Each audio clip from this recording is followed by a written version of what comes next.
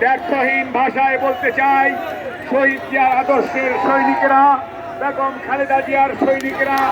বিএনপির ভারপ্রাপ্ত চেয়ারম্যান জনাব তারেক রহমানের নেতৃত্বে আজকে ঐক্যবদ্ধ। দেশের মানুষ আজকে ঐক্যবদ্ধ, গণতন্ত্রকামী মানুষ আজকে ঐক্যবদ্ধ জনাব তারেক রহমানের নেতৃত্বে। তারেক রহমান যখন আগামী দিনে ৩১ দফার মাধ্যমে দেশকে, দেশের মানুষকে, দেশের প্রতিটি মানুষ এবং যুব সমাজের জন্য আগামী দিনে কিভাবে সুশাসন করা যাবে, কিভাবে আইনের শাসন করা বাস্তবায়ন করা যাবে, কিভাবে এই দেশ থেকে অর্থ লুণ্ঠনকারীদের বিচার করা